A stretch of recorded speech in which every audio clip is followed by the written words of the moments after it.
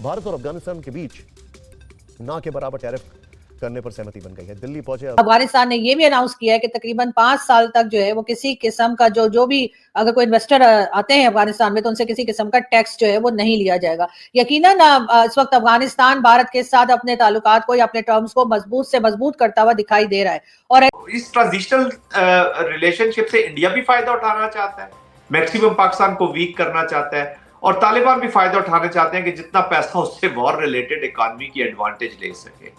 और हम तो दुआ करते हैं कि तालिबान गवर्नमेंट से रिक्वेस्ट भी करते हैं कि आप हमेशा के लिए पाकिस्तान के साथ सब कुछ, सब मामला, सब ट्रेड का बंद रखो, क्योंकि ये लोग ट्रेड के लोग नहीं है, ये लोग पीस के लोग नहीं है, ये सिर्फ एक चीज के लिए। तो भारत के साथ बहुत बढ़िया रिश्ते चल रहे हैं अफगानिस्तान के, और जो आज की प्रेस कॉन्फ्रेंस थी नूरुद्दीन अजीजी ने बताया कि वो पाकिस्तान के जरिए तजारत भारत के साथ करना चाहते हैं। वो पाकिस्तान को भी कहते हैं कि अमन के रास्ते पर रहो, लेकिन उन्होंने साफ कहा कि अगर पाकिस्तान के जरिए हमें फैसिलिटेशन नहीं मिलती तो हम ईरान से, सेंट्रल एशिया से, बायर, हम कुछ ना कुछ तो भारत के साथ करेंगे। उन्होंने बताया कि $1 बिलियन की इस वक्त ट्रेड है भारत और अफगानिस्तान की, जिसको वो बढ़ा के अपस्केल करना चाहते हैं। ये है सिचुएशन अफगानिस्तान, भारत और पाकिस्तान की ट्राइंग में। ये वही बात दिखाई दे रही है कि दोस्त का दोस्त या सॉरी दुश्मन का दुश्मन दोस्त, जी हाँ, दुश्मन का दुश्मन दोस्त वाली कहानी जो है यहाँ पे चल रही है।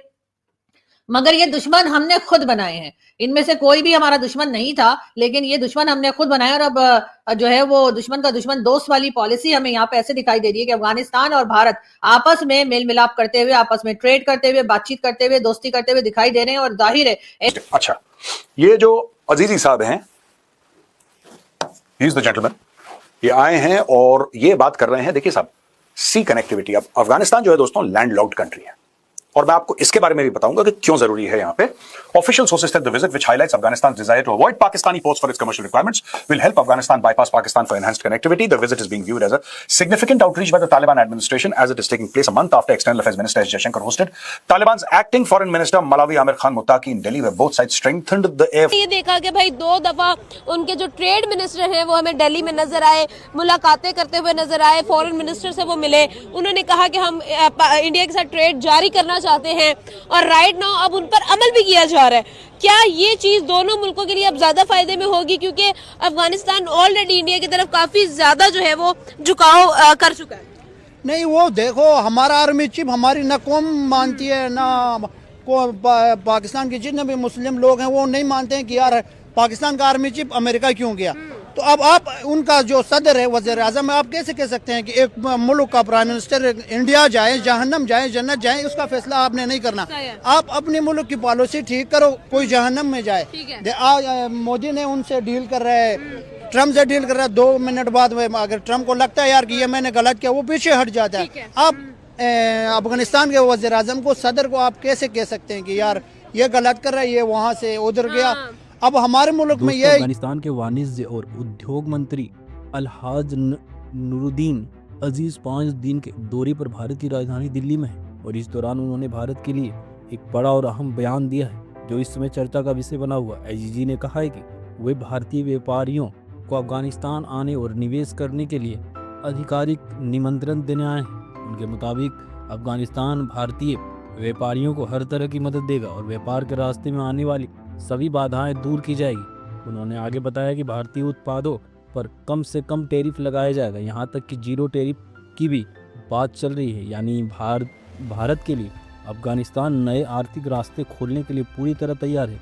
अजीजी ने कहा कि आज अफगानिस्तान दुनिया की सबसे सुरक्षित जगहों में से एक है और भारतीय व्यापारों का पूरा स्वागत है। उन्होंने कहा कि अफगानिस्तान में अपार संभावनाएं मौजूद है। माइनिंग, कृषि, कंस्ट्रक्शन, ऊर्जा और स्वास्थ्य क्षेत्र जैसे क्षेत्रों में भारतीय कंपनियां के लिए बड़े बड़े अवसर, यहाँ तक कि भारतीय कंपनियां अफगानिस्तान में अस्पताल भी खोल सकती है। फिलहाल भारत और अफगानिस्तान के बीच व्यापार लगभग $1 बिलियन के आसपास है, लेकिन इसे कई गुना बढ़ाने का लक्ष्य रखा है।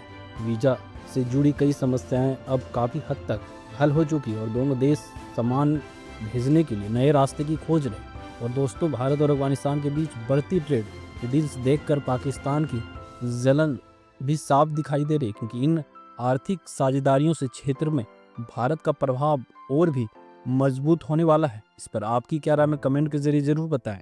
हुए भी ना सिर्फ ये कि अमेरिका में, पाकिस्तान में भी एक खलबली है और यकीनन यही सोचा जा रहा है कि आखिर ये कौन सी खिचड़ी पक रही है कि जिसमें कि अफगानिस्तान और भारत दोनों जो है वो नजदीक आते दिखाई दे रहे हैं। साथ ही साथ दोनों ने ट्रेड पे भी बात की है और कई दूसरे शोबे या कई दूसरी फील्ड्स ऐसी हैं जिसके ऊपर भारत और अफगानिस्तान साथ काम करने के लिए आगे की तरफ बढ़ते हुए दिखाई दे रहे हैं। उसके अलावा साहब ने कि जी जो कश्मीर है वो हमें तालिबान लेकर देंगे उनकी हुकूमत आने के बाद, लेकिन अब लग ये रहा है कि तालिबान ने भी पार्टी बदल ली है और इस वक्त तालिबान का अगर कोई स्टेटमेंट आता है या आएगा कश्मीर को लेकर तो वो यकीनन पाकिस्तान के हक में नहीं होगा बल्कि वो भारत का साथ देंगे और ऐसे में पाकिस्तान का केस क्या मजीद कमजोर हो जाएगा कि एक पड़ोसी और जो है वो जाके भारत से मिल जाएगा।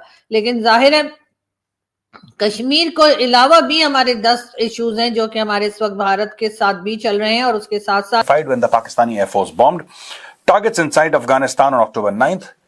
अच्छा दोस्तों स्टोरी क्या है ये मैंने पूरा आपको जो यहाँ पे इंग्लिश लिखी थी मैंने आपको बताई। स्टोरी बेसिकली ये है कि अफगानिस्तान और पाकिस्तान के बीच में झड़पें चल रही हैं। इसके बड़ा एक हिस्टोरिकल कॉन्टेक्स्ट है, एक स्टोरी अफगानिस्तान की, एक स्टोरी है पाकिस्तान की। ठीक है, पाकिस्तानी जब भी ये स्टोरी सुनाते हैं पाकिस्तानी वन साइडेड स्टोरी सुनाते हैं कि हमारे बड़े एहसानात हैं और हमने बहुत अफगानिस्तान के लोगों को यहाँ पे खाना खिलाया, उनको छतें दी, ये सारी की सारी चीजें पाकिस्तानी एड नॉजियम एक बात रिपीट करते हैं, जिसमें से इस पूरी बात में से दोस्तों करीब 10% सही है, 90% फ्रॉड है। 90% फ्रॉड है, झूठ है, छलावा है, 420 है जो पाकिस्तानी बोलते हैं कि हमने इतने अफगानों को पाला। दे यूज द वर्ड पाला, ये सब फ्रॉड है।